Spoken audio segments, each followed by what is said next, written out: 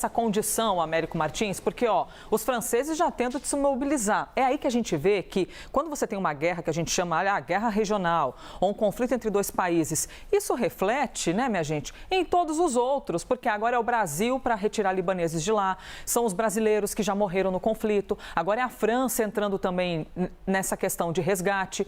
Américo, e sem contar os inúmeros interesses econômicos, políticos, bélicos, como é que está, do ponto de vista de olhar de fora o conflito, né? Do mundo vendo esse conflito? Nós estamos em que momento da linha do tempo? E mais, tem uma matéria no site da CNN que diz assim, Irã dá indícios sobre como vai responder os ataques de Israel a seus representantes.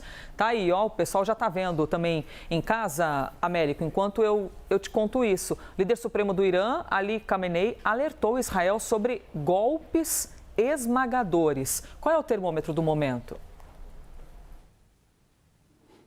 Olá, muito bom dia, Elisa. Bom dia. Boa tarde tanto a Priscila como também ao Michel lá em Israel e bom dia a todos que nos acompanham. Elisa, a situação internacional com relação a esse conflito vai ter muitas reações diferentes.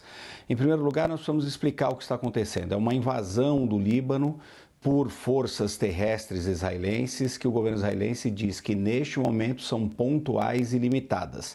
Os israelenses também dizem que não se trata de uma grande operação e que eles não têm intenção de controlar o território, de ficar muito tempo no Líbano. O problema é que é muito fácil ou relativamente fácil você fazer esse tipo de invasão e mais complicado você deixar a região. Por quê? Porque Israel diz que o que está tentando fazer ali é desmobilizar as forças do Hezbollah no sul do Líbano. Só vai conseguir fazer isso da mesma forma que fez na faixa de Gaza, porque o Hezbollah tem túneis, tem muitos militantes, tem muitos armamentos.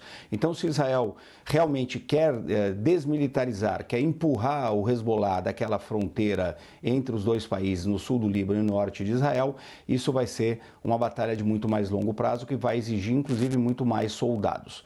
Muitos países já condenaram isso porque se trata de uma violação da integridade territorial do Líbano. Por mais que os objetivos e as justificativas israelenses façam sentido, porque se trata de um grupo que tem atacado o norte de Israel, nós estamos falando da violação da soberania de um país. Então isso vai ter muitas discussões, por exemplo, na ONU. Forças da ONU que operam ali naquela região e que inclusive têm sido incapazes de fazer qualquer coisa, inclusive de retirar o Hezbollah do sul do Líbano como deveriam fazer, já alertaram com relação a isso. Inclusive, como a Priscila acabou de relatar, outras potências como a França se opõem a esse tipo de ação. Agora, a grande questão, como você muito bem colocou, Elisa, é o Irã. Por quê? Porque o Irã é que está por trás de todos esses ataques contra Israel. O Irã financiou e financia o Hamas, treinou e financia o Hezbollah, os Houthis, milícias na Síria, a Síria que foi bombardeada hoje também pela Força Aérea Israelense. Então, o Irã é o grande adversário de Israel e que fomentou todos esses grupos. Só que, neste momento, o governo iraniano, apesar de uma retórica um pouco mais agressiva, como você disse, não dá nenhuma amostra de que se interessa por uma guerra com Israel. Por quê? Uma guerra direta, eu digo.